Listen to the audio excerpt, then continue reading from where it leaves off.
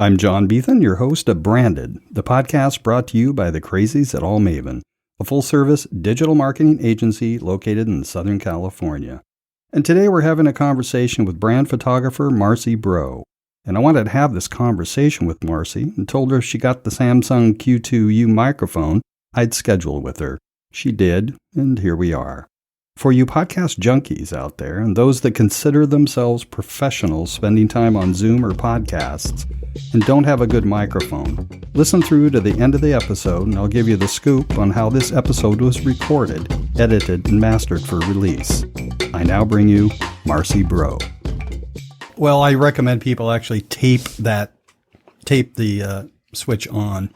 Yes. Well, that's like the basic 101. Turn the device on. I know.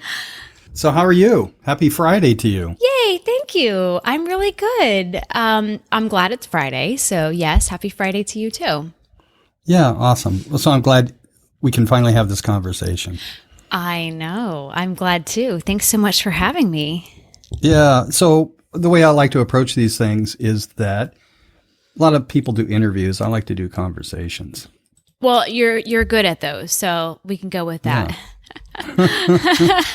Okay, good.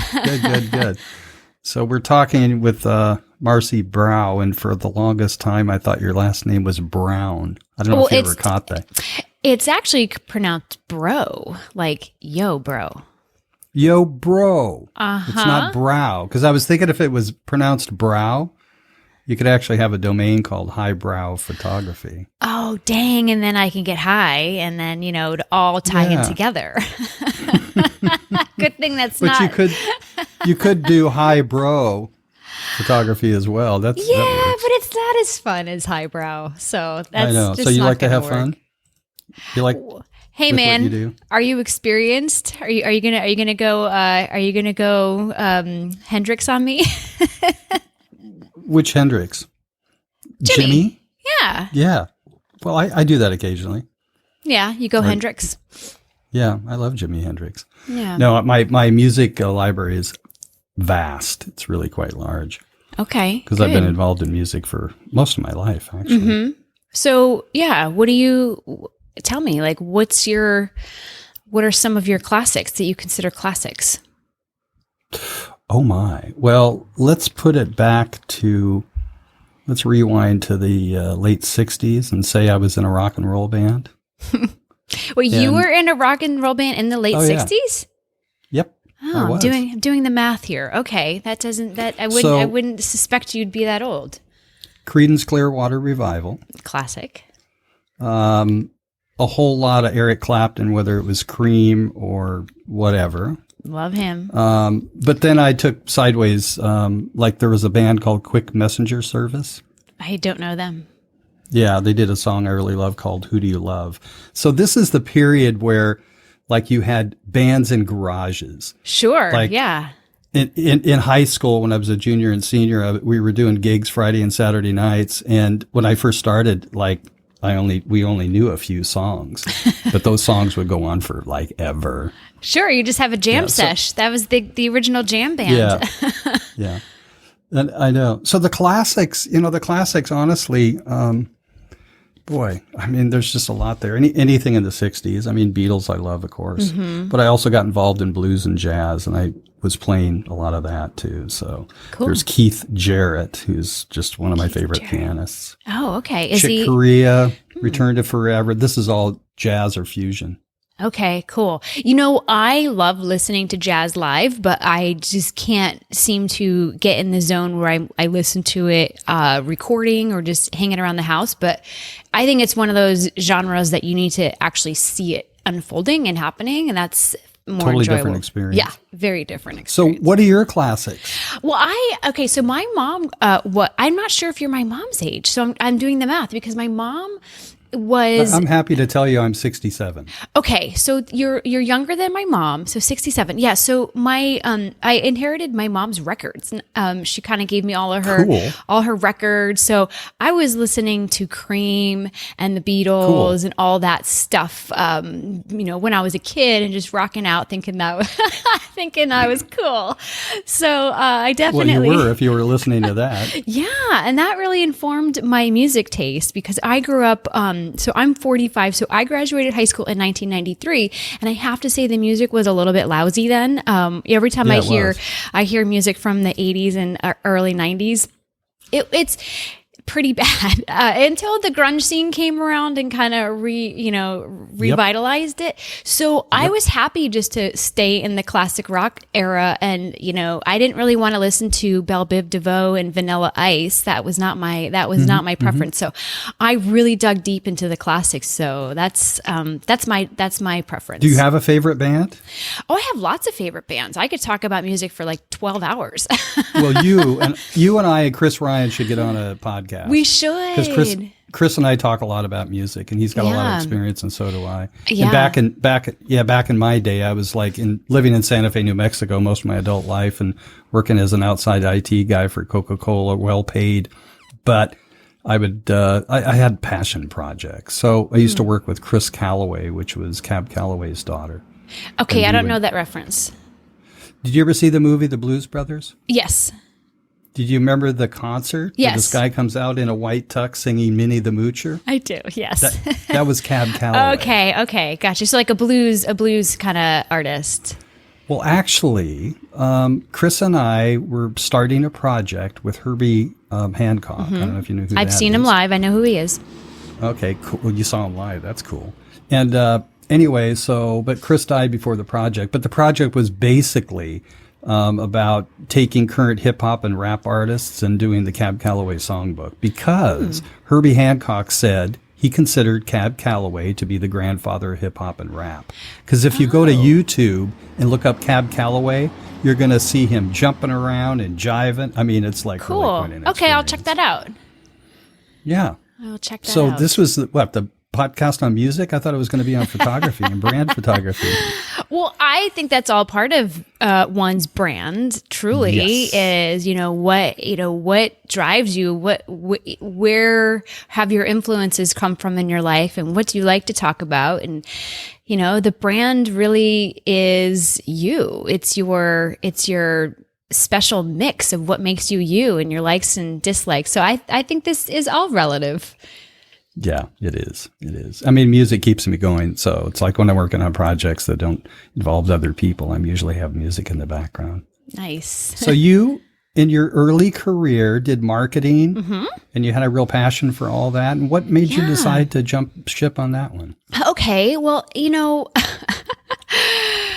oh gosh. So I had from a young age, I knew I was going to work in advertising. And when I was in 7th grade, the kernel of an idea, the seed was planted, because I realized, people actually get paid to make commercials, and this is a job that occurred to me. So I set my sights on that from an early age. And I got my degree in advertising. And simultaneous to that, I grew up in a household with a grandfather who was a portrait photographer and made his living that way. So I was always exposed to and had time to experiment with photography. And it was always a hobby and a love, but certainly not something that I thought I was going to make a living from. So the marketing career was spawned from my advertising degree, and I came about in a time, I joined the workforce at a really interesting time. I was thrust into the workforce in the .com era. And at that time I was living in Boston. So Boston was this breeding ground for the .com world. And they were just, money and jobs were coming out around every corner. So I got myself quickly wrapped up in that world, and I was doing marketing, and the .com industry and the high-tech industry was just booming. So it was really a cool time to have a starting career because I got to be exposed to a lot. But when you start in a world where it's like really intense and that's all you know, you kind of think that's normal. And when you have time to do a little reflection and just self-inquisition, you think, oh my gosh, I've been running at this pace for a long time. So after 15 years of that, I took a breath, and after some self-development work of figuring out, wow, is this really what I want still? It turns out, spoiler alert, no. So I laid myself off, and I decided to take my passion and my side hustle of photography and turn it into a business. So that's kind of what happened. Just the burnout, Have you ever been in a job? I know. I was, I mostly worked for myself most of my life. I've worked in corporate America about 10 months. That's it? That's it. And I sort of orchestrated. That's not true. I worked about 5 years early on for a company called Bear and Company Publishers in Santa Fe. But since then, that was in the late 80s and stuff. Burnout's really true. And I started the first podcast company in Santa Fe, and wow, you want to talk about burnout? And I'll just so I'll just say, because I don't have any problem saying it, and don't care where this goes, is that in 2009 I had a heart attack. Oh, I did not know that. Yeah. So, and this was totally around stress. My diet was good, my exercise was good, but it was just a real stressful time building the podcast company, the first one. So I took a break, and that really changed my life. So stress, I don't do. You know what? As much as possible, John, I'm the same. I used to be highly adaptive, and I would let stress just be normal. You don't even really think I don't think that you realize that you're under stress when you're under it until you stop and take a break and then look back and realize how traumatic that can be. But when you're in it, you're just in survival mode, and you're not. I think that's probably why your body takes on the brunt of it. Well, I'm glad that you're here to talk about it. That's no joke. Me too. Me too. Yikes. No, and I got a lot of really good family support, and I went through cardiac rehab and all that kind of stuff. So all that was good. Wow. But it's my outlook about, the European model is completely different than the model here. They actually work to live. Yes. And they really plan their life outside of work. And here, most people, or a lot of people, have a tendency to live to work. And most people have to work in order to get health care. And I don't mean to get too super political, but I think in a lot of European countries, that people aren't working because they need to provide health care for their family. So that's, I think, a huge component of that. Yep, I would agree. So photography. Yeah. So do you have some favorite photographers that inspired you? Oh, yeah. And before you go there, let me just say, my father was a photographer as well. You shared that with me. So remind me of what he did. Like what kind? Well, he was an amateur photographer. He was actually a sheet metal worker, highly skilled, extremely bright. But on weekends we would take off on a Friday night, and it would be like, where are we going? And he said, well, we're going to go down the Oregon coast and photograph lighthouses. Ooh, that's cool. And then one weekend it would be covered bridges, and then another would be mountains or streams or something like that. But I have a lot of fond memories of spending time in the darkroom. Yes, I'm lucky enough that I got to learn that way too.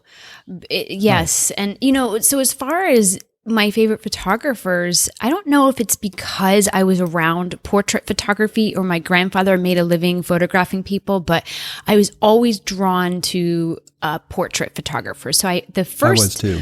The first photographer I remember being really obsessed with was Herb Ritz, because I'm a child that grew coming to age in the 90s. So this was early 90s. Herb Ritz is famous for these black and white photos of supermodels. And he then eventually got into doing videography, and he had this one incredible music video. He did a couple of them. One was a Madonna music video on the beach. And then he did the Wicked Games music video, Chris Isaak and the model Helena Christensen. I mean, there's nothing sexier that exists. And so I loved Herb Ritz. I also, a little later, became really fascinated with Annie Leibovitz. Annie Leibovitz? Annie Leibovitz. She is an iconic photographer who she got her start photographing for Rolling Stone magazine. So she would follow bands around, and she took her iconic Rolling Stone cover she took it the day before John Lennon got shot and died. So it's a photo of John Lennon completely naked wrapped around Yoko Ono on the floor. So she's dressed and he's naked. That was taken the day before he died. So it became the Rolling Stone cover. And then Annie Leibovitz moved on to doing photos for Vanity Fair. So just beautiful, beautiful portraits of people that are extremely flattering and just gorgeous. So just so people out there know is I'll put these in the show notes. Oh yeah, please do. Yeah. Yeah, when you're listening to the episode, you can just basically bring up the show notes and click on the link and see some of this work. Yeah. That's awesome. Yeah. So these were all portrait photographers, right? Portrait photographers, yes. Yep.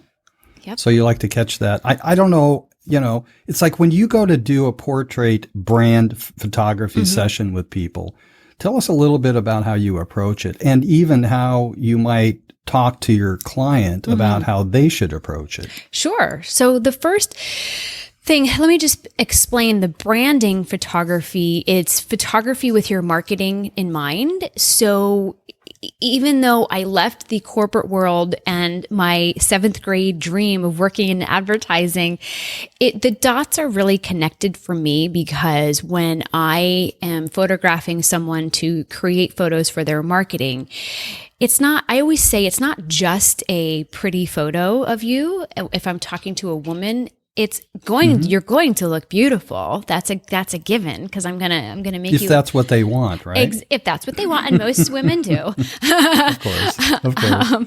But it's really meant to tell a story or really speak to that client that you want to attract on repeat over and over again. So the conversation that I have with someone before I even photograph them is I need to go into producer mode and design a photo shoot for them. So I have them fill out a questionnaire, which I have on my website. Anyone listening can download it. It's called Your Brand Planning Guide. And I ask them questions such as, what are your ideal clients? Who are your icons? Who do you admire? How do you want to be seen? How do you want to make people feel when you work with them? So it's really asking my clients questions that will help me. Okay, I need to make sure that this person's really seen as someone that comes from the heart and loving, or maybe someone wants to be like vibrant and powerful. So every person's a little bit different. And especially in an industry, let's just say in real estate or an industry like that has a lot of competition, I need to create photos that make these people stand out. So those are the kinds of questions that I ask them. And it's always really fun and informative. And I love having those kinds of conversations, because I could start that conversation with you and, really ask, hey, John, when you're putting yourself out there in a networking world, which is where I met you, how do you want people to remember you when you walk out of the room? So this is kind of a deep question in a way. And some people can easily answer that. And some people need a little help and a little prodding to answer that. But it all informs their photo shoot. And then I either bring them into my photo studio and create something for them there. And what I love to do in my photo studio is create a little desk scene because a lot of people want photos of them working, but not everyone has a cute workspace. And especially now that we're all working from home. So I will build them a little office or a little seating area, or we'll go to a location. Or a podcast studio. Hint. I've done that before. Get that podcast mic, get some headphones. Yep. It probably won't look as cool as what you have going on, but we can fake it. Yeah. Oh, no. We could. Yes. Yes. Yeah. Awesome. So do you ever go on location? I mean, all the time. Yeah, sure. And a lot of times we'll start in my photo studio and then end somewhere else. So we go to locations. Right now I'm in the middle of planning 3 separate photo shoots, and it's a little tricky now that we're in COVID, because a lot of times I would like to use like a really beautiful hotel lobby or the inside of a restaurant, and these locations aren't available. So I have to get a little bit crafty, but there's some really cool co-working spaces here in the San Diego area. So a lot of times if they need a space like that, there's co-working spaces, and there's also a really interesting, it's a website. It's called Peer Space, and there's another one called Liquid Space, where you can rent people's homes or their offices, or when I had a photo studio, my first photo studio in Oceanside, I would rent that out. So it's really cool. The spaces you can get into, you can look like your client has an amazing mansion for 2 hours. Just hop in for 2 hours and leave. And then you create the illusion that they have a really high-end kitchen or a gorgeous bathroom or whatever they need to tell their story. That's fun. So what do you find to be the most challenging in terms of, there's several different levels. I mean, technology is changing. Don't really need to talk about that too much, but unless you want to. But in terms of the challenges of working with clients, or, in fact, think about a client that you recently worked out with, maybe no names, and just maybe give us an example, and maybe something that was challenging or not. But So challenges come in a few different flavors, but a lot of times there could be a challenge just from a logistics standpoint, or there could be a challenge from an emotional standpoint. So I'll start logistically. It can be challenging. The other day, it was about 3 days ago, I photographed a client, and we had all these different locations we were trying to get to. And my challenge was to keep everything on time. And we were pulling in different people to be in her photo shoot. She had about 8 women that were going to be involved in like a women's circle. And then we had to go pick up her 5-year-old son, and trying to tell a 5-year-old that playtime is done after 30 minutes because you have the photos you need. That wasn't fun. We had to like kick him out of the photo shoot. So my challenge can be logistics. Sometimes just being in the producer role, making sure that, okay, and then I'm ending and I have enough daylight left to photograph. Yeah. But a lot of times challenges present themselves from an emotional place where people, they don't feel good or comfortable, and they just maybe start off feeling really awkward. So sometimes that particular client, she might need a glass of wine before she starts her session. So I need to kind of read people and understand. I had a woman walk into my studio, and she was getting headshots. She was a realtor, and she was physically shaking because she just was so in her own head, and she wasn't relaxed.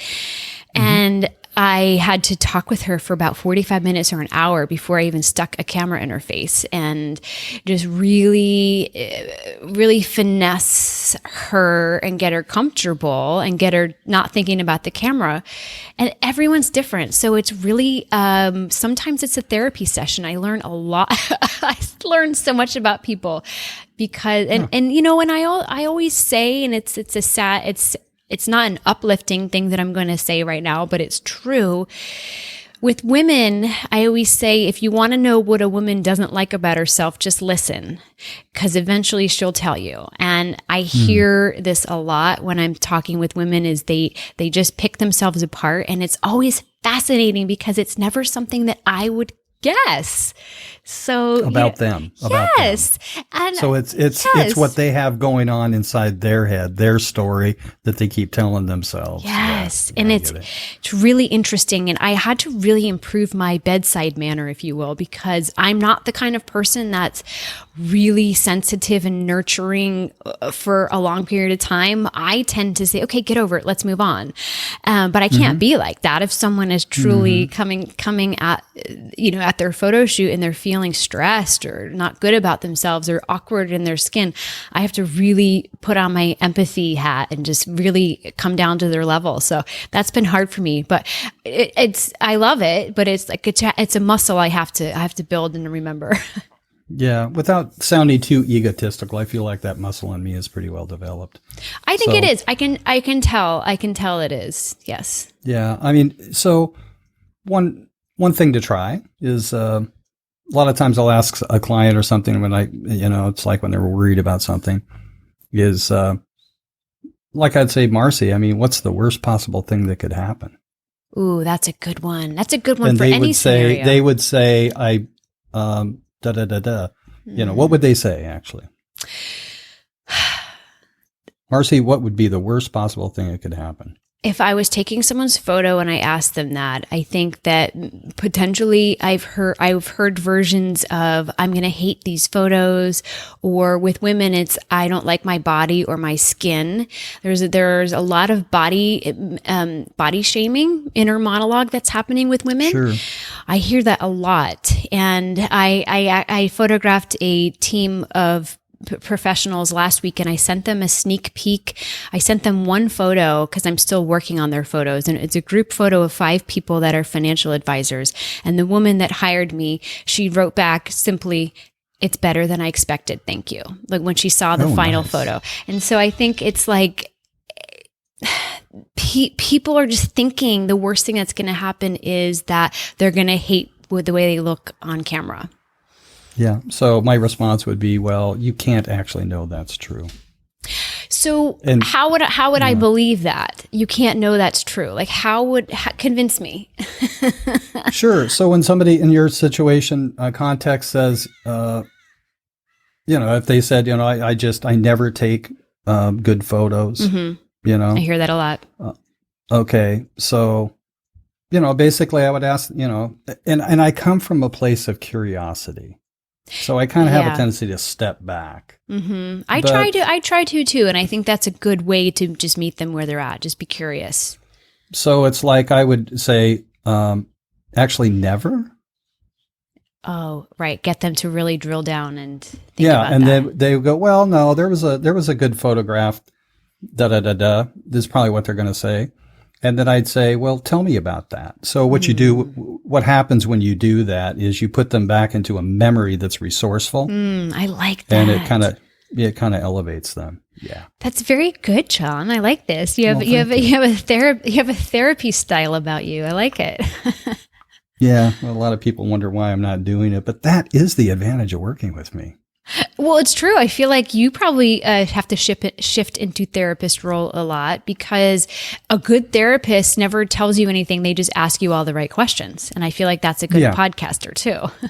Yeah. Well, I won't go into too much about this, but the things I've done most of my life, I've done, for lack of a better word, human development and personal development and all that stuff. At this point in my life, it's unconscious. It just kind of is there. Yeah.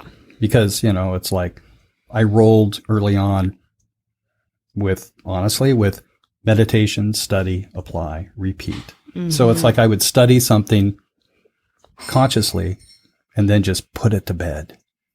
And then it would just kind of show up when it needed it to, as long as it wasn't my agenda, but I was focused on really trying to support and serve and help this person. Yep. I think that's a skill set that you're not born with, but you have to learn. They're really, really taking it not about your agenda and really putting yourself in their shoes and trying to understand them. That's a skill. Yeah, I think it is a skill set, and I think it's experience. And one thing I've learned recently, because I'm always learning, is that the question that kind of popped up for me the other morning, I get these things at like 5:00 in the morning, a question or something crazy, but which is, how do people learn? So how does someone learn something, basically is the question. And for myself, what I discovered is that most people, including myself, would say experience. We learn through experience. Sure. But what I've learned is actually not so much. I got this from a podcast. Don't remember which one, but that's where I get most of my education. Me too. I love those. I love the podcasts. Yeah. So would you agree that you get content on a podcast you will get nowhere else? I completely agree. Yes. And my favorite kind of podcasts are like what we're doing now, and it's a conversation. That's my favorite. Yep. That's me too. I mean, I thought last night about the questions I was going to ask, and, but I like the conversation. But I want to get back to experience and how we learn. So actually what I found out to be true is we actually learn by the contemplation of our experiences. Okay. So going back to that period in your life when you're on a treadmill, and I was doing the same thing, there was no time for the contemplation. I mean, I developed some technical skills, but in a broader sense, a higher level, a high bro sense. Good callback. I didn't really grasp the usefulness of my experience until I started to step back. And actually, the heart attack I mentioned was a big part of that. Sure. Because it's like, okay, I'm flat on my back. I'm actually in a hospital. I wake up and my whole family is there. My cousin drives down from Seattle. I mean, there's all, it was just like, oh my God, there's so much outpouring of love. Yeah. What am I going to do with this? Yeah. So anyway. No, I completely agree. And I think in my life, at least, I've learned not the older I've gotten, I just didn't know. I wasn't a big contemplative person early in my life. And you were just get it done. Yeah. I was like, the next shiny thing. I love that. Actually. But I really learned several years ago, the power of asking yourself questions. And however that for me, sometimes it's journaling, or last night I participated in a monthly women's gathering that I'm a part of. And nice. It's kind of like, we have a topic every month and we bring it to this group of women. And that's very enriching, but it allows you to really think about your life. And I love that you brought that up, the contemplative, because life is short. Life is really short. And if, I'm going to quote Ferris Bueller, and he said, love Ferris. Life is short. If you don't stop to look around once in a while, you're going to miss it. So I think it's true. It's the looking around, is picking your head up and examining what's working, what's not working, with the intention of really cultivating more of what is working. So that's been extremely powerful. And I see that that's kind of what you're talking about. And that's been really powerful for me too. Yeah, that's fantastic. Yeah. So let me ask you a question I like to ask people, which is, when you think about it, you can just name one defining moment in your life where kind of everything changed.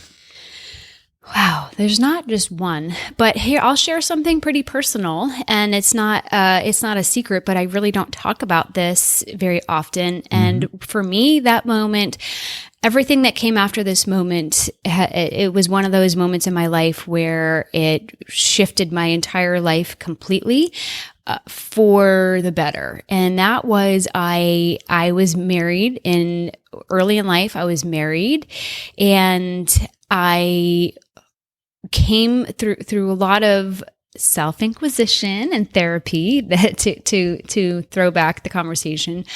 I came to the decision that I needed to get out of the marriage, and it wasn't an unhealthy marriage, or there was no violence or anything. It was really hard for me to admit that I was not growing into my potential, and I was miserable, and I was not where I needed to be. But I was scared to admit that because I had to untangle a lot. Because when you're married, you're coexisting, you blend your life with someone. But that decision was me starting to flex a muscle that I didn't know I had. And that muscle was a muscle that's really strong for me today. But back, let's see. So that was 15 years ago.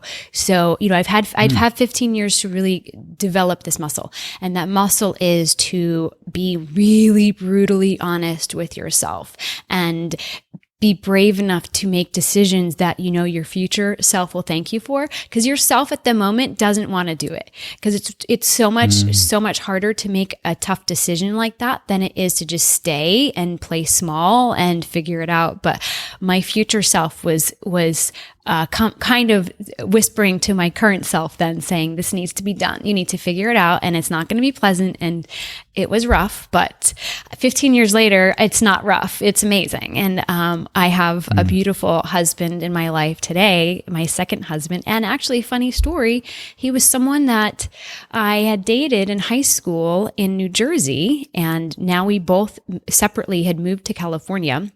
So we essentially took a 20-year break and then came back together and got married. And who would have thought that I moved to California to reconnect with somebody that I knew when I was 14? And it's a beautiful relationship. So I had to make room in my life to receive this. So awesome. Yeah. So I asked you a question, defining moment, and you finish it with just a beautiful little story there. So I have a very similar situation. Tell actually. me. I do have a wonderful relationship with a woman named Stephanie in Santa Fe, New Mexico. Currently? Or this was a past thing? Well, I do now, but we've known each other about 21, 22 years. Because you don't live in Santa Fe. People might not realize that. No. You live in San Diego. I know, but she's in Santa Fe right now. That sucks. Because that's... Oh, it sucks big time. We talk every day, twice a day, Nice. or once a day, actually. But so anyway, our first 10 years together was fabulous. And then we separated because it wasn't really an agreement to do it, but we knew we had to, each of us, and we separated for 11 years. Wow. And then a year ago plus, on my birthday, which is August 19th, for those of you that want to send a gift. Coming up. Hopefully this comes out before then. Yeah, I'm going to push it out for sure. Is that I got a text from her saying happy birthday, and I text her back and said, this is after 11 years, and I said, it'd sure be nice to talk, and then the phone rang. Wow, I'm getting chills. Then we talked. Yeah, it was nice. So she's an art therapist, and she's phenomenal, of course. But, so it started with that phone call, and then a month later, another phone call. And the next thing you know, we're talking every day. Oh. But right now with the pandemic, she actually flew down to San Diego. Her birthday's in December, and she flew down last December, and it was like an incredible.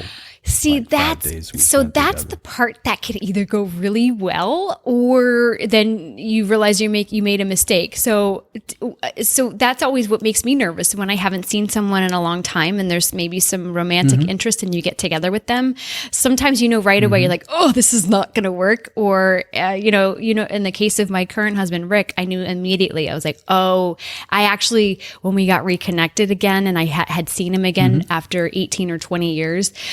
When we parted ways, I actually felt the pit of my stomach saying, oh, this is going to change my life. I was actually nervous because I knew that I was going to have to, again, change something in my life to make room for him.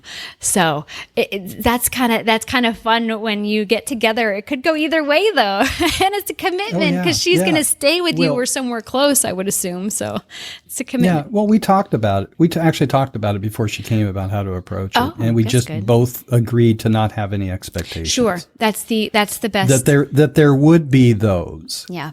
But just don't get caught up in the expectation. Yeah. But when I picked her up at the airport, I found myself sitting with my absolute best friend. I'm so happy for you. That's so nice. Yeah, and we just acknowledged we just really, really missed each other because we are so darn good together. That is so nice. Yeah, when we're around people together, people are inspired and we have fun. And, so together in this, what I call extraordinary relationship, it's like people well, people were like, you guys separated? That's unbelievable. Why? Da, da, da, da. Right.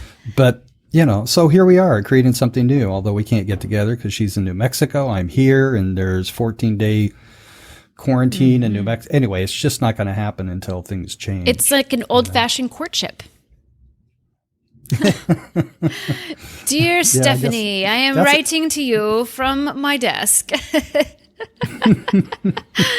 Yeah, well, these days I'm texting you from my totally. desk. Yes. Yeah.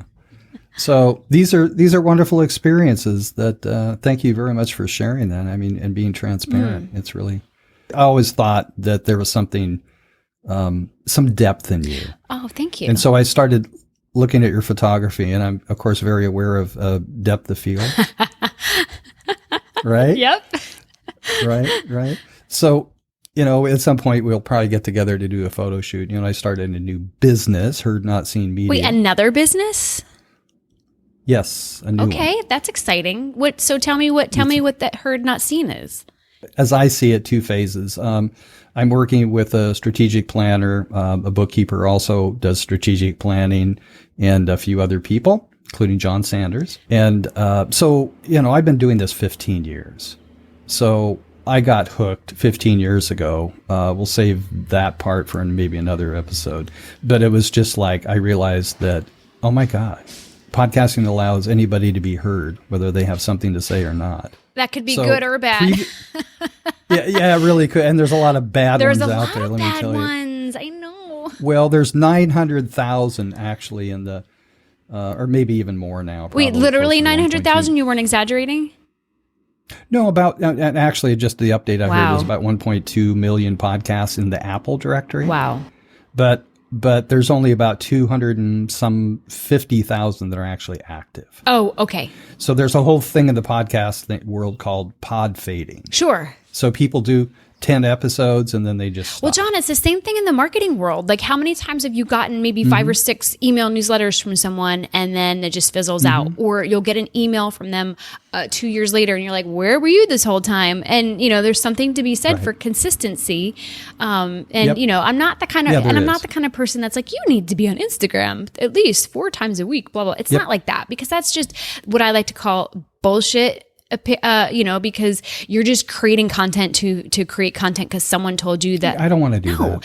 But you got to be consistent. If you're going to be emailing, and I use the example of email because that's the most common one that I see people fading out on.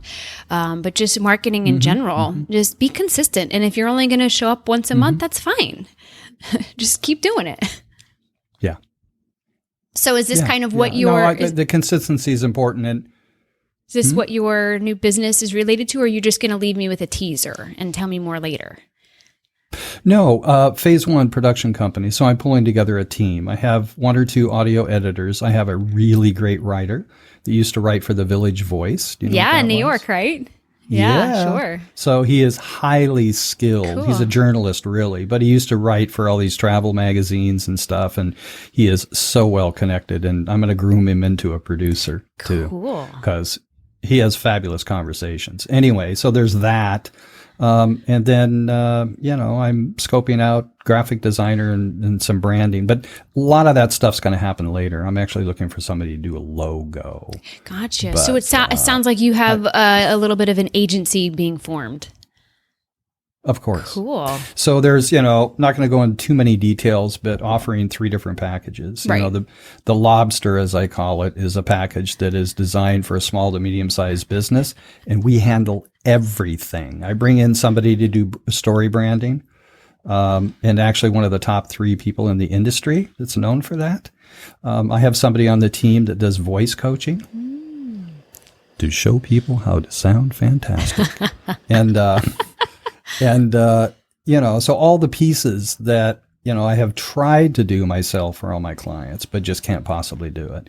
So I will be outsourcing a whole lot of stuff, like including social media. Cool. But, it's a matter of, what's the message? And the message really is that, originally, and it'll change somewhat, but basically hired by people that keep putting off starting their podcast. Yep. And then we will be in phase 2, moving into creating a network. Okay. And producing sooner, if not later then, I am really into podcast, for lack of a better term, radio drama. So bringing in some really talented writers and actors, voice actors, or actors and musicians and artists, and create some really great content. I'm very, very excited. And I do remember now that you're telling me, you told me about this when we met months ago after a Carlsbad Chamber breakfast. Yes, at the Westin. Yeah, at the Westin. Yeah. So anyway, it's a big thing. So it's a creative process, and right now I'm working on the basically the proof of the return on the investment. Well, that's the key, isn't it? Well, it is the key, and it's like I am totally convinced, but I'm going to have to prove it to people that someday you will have a podcast if you're in business, because it is.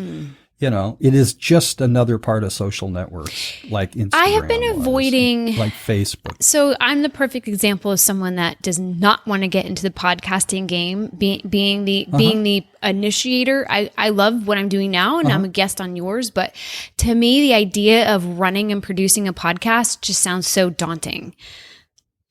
Oh, it's not that bad. I mean, it's not. It all depends. But for yourself.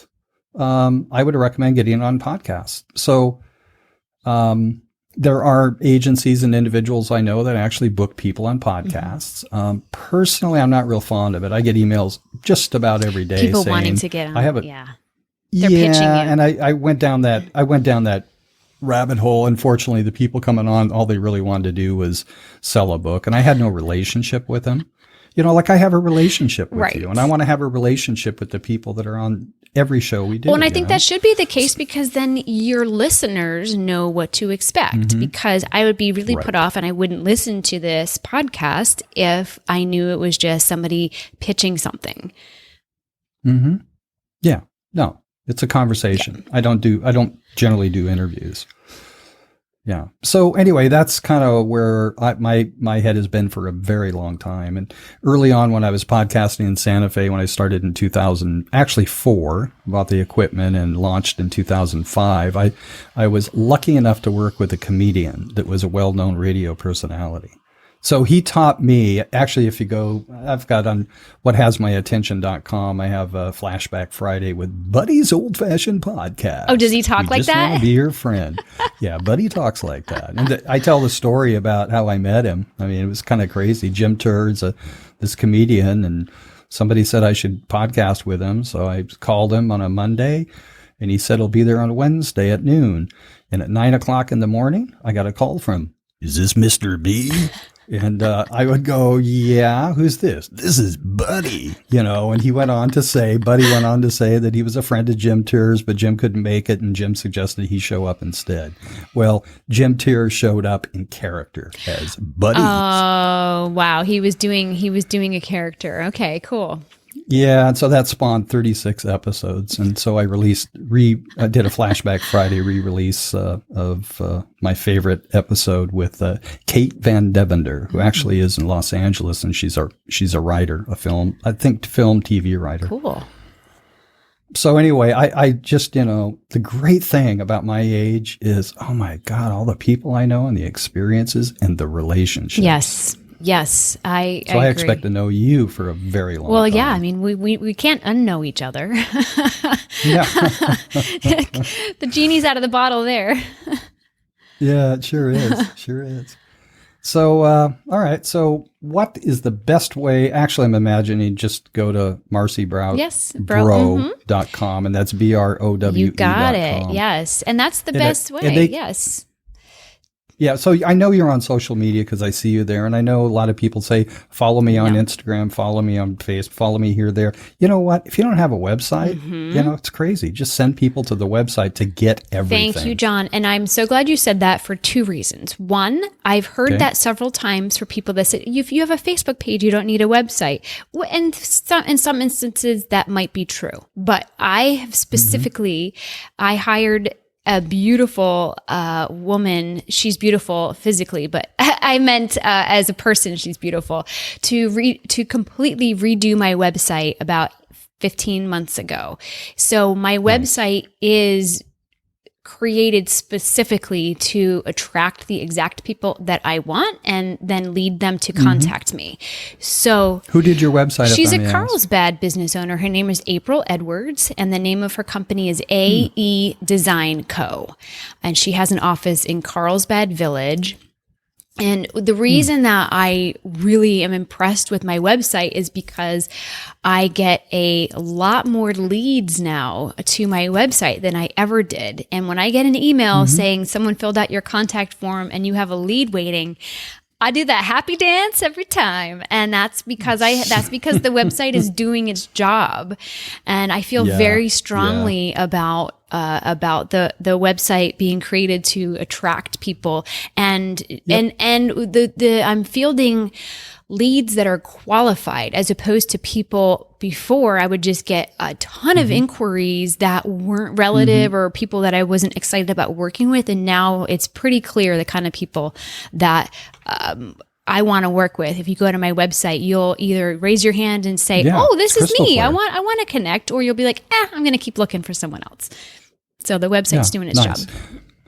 So a little bit back to people that don't want to create a podcast. Yes. So if you go to branded.libsyn.com, if you listen to the episode with Honore Corder. Okay, I will do that. All right. I met her at Mary Crave. Do you know Mary Crave? I do.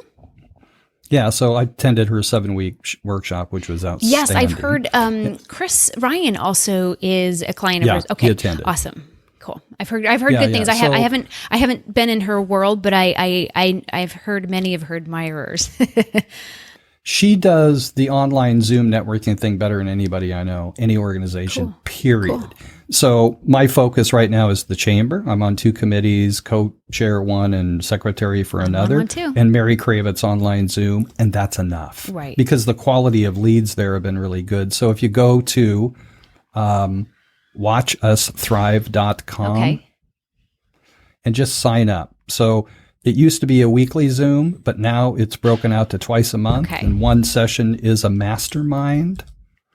And then the next one, 2 weeks later, is going to be speed networking. And I got to tell you, I've gotten fantastic relationships and leads from there. But I met Honore Corder there. Okay. She is a professional book publishing consultant and coach, and she's extraordinary. I've done 2 podcasts with her because she's so fun and so knowledgeable and gives so much great information about why you, Marcy, must write a book. I would write a book over doing a podcast. Sorry, John. Talk to Honore Corder. I'll mention her in the show notes, please. Yes, because I'm sure I'm not the only one that you've piqued the interest of. Oh, no, it's like, and I'll be writing a book, I'm sure, with her as well. So, but what I was going to say is that she goes, I don't need to do a podcast, and I don't want to do a podcast. She goes, I don't need to. I've been on 500 episodes. I've been on 500 podcasts. Oh, so she's a professional guest. She is excellent professional guest. Gotcha. So she's on, I could be wrong, but 1 or 2 a week. Wow. But she's done 500. Well, that's really smart that's an intentional strategy of hers. Well, it's good because, partially because she is so much fun and her content is great and valuable. Right. So this is not for everybody. Right. If you're like, it could work for you. I can tell. Oh, already. I already have a book idea in my mind. Yeah, but I mean, as a getting thank on you other for people's saying guests. that. That is, I would much rather be a guest. Like, I don't want to host the party. I just want to go to the party. You know what I mean? I'll come to your party. Right. I don't want to have to cook and clean. Okay, good. Is that selfish? What kind of part? No, what kind of party food do you like, though? Oh, okay. Well, anything that pairs with wine. So, hey, I'm not picky. Red or white? It depends on the season. My hashtag is not picky.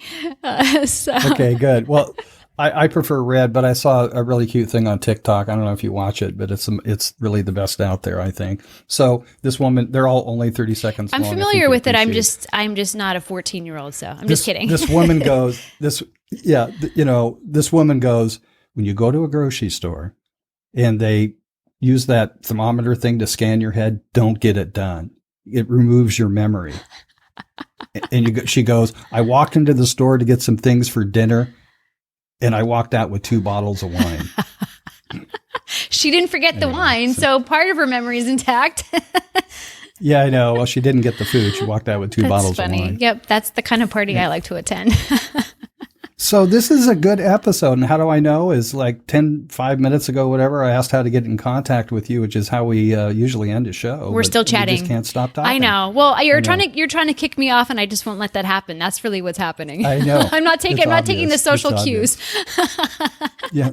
Awesome. So what do you see for yourself in 5 years? Oh, that's a great question. So what I like to say is more of the same, because I'm really in appreciation mode. And I feel that when you appreciate what you have, it will literally appreciate like a monetary value appreciates. And I did not make that up. I learned that from somebody who's been incredibly important to my self-development. And that is Esther Hicks of Abraham Hicks. Oh, sure. And she always talks about, instead of saying gratitude, you say you appreciate, because then it will appreciate in value. So when people ask me what I want, I say I want more of what I have. I don't want something different. I just want more. So that I would feel incredibly grateful. Excuse me, and use that word. I would be very appreciative if in 5 years I had what I had now, just refined and better. And more. Yeah. Nice. Yeah. Well, let's leave it there. You have any words of wisdom for somebody you want to that's trying to get involved in photography? Oh, if somebody wants to get involved in photography, I would say professionally. Yeah. Or not. Well, there's a lot of people that do want to get involved in photography, and it's not as easy as it seems, because yes, we are all walking around with a camera in our pockets now that we have smartphones. But there's a lot to learn about not only using your camera and creating photos, working with people. My words of wisdom are, there's so much education online. There's so many people that are generous with sharing their knowledge. And there is a sense in the world that I'm in of portrait photography, there really is a community sense where we help each other out. And so there's just be willing to learn. There's so much knowledge online, and I'm so appreciative of that, because even though I did learn photography from an early age, I had to become a student again when I decided to take it to a full-time level. And I just loved being in the student role, and I was so appreciative that people put so much information online. And yes, I did do a lot of courses and classes, but you don't even need to commit money to learn. So if you want to do it, just find your resources, find your tribe, and just be a student. Nice. Marcy, thank you for being here transparently. Oh, thank you, John. I really appreciated this conversation, and I appreciate your time. So thank you. You're welcome. Go visit marcybrowe.com, and that's marcybrowe.com. And don't forget, you can listen to this podcast on Apple Podcasts, Spotify, Google Podcasts, and virtually anywhere you get your podcasts. Until next time, say goodbye, Marcy. Goodbye, Marcy.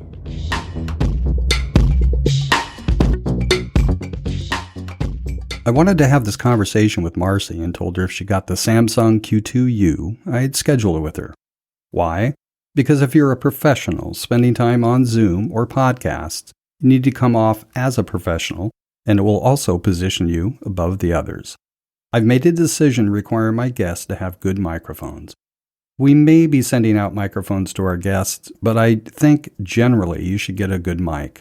For you podcast junkies and wannabes, this episode with Marcy was recorded with her using the recommended $60 Samsung Q2U, and with myself using my 15-year-old AKG C3000 condenser mic, which today I don't recommend anymore.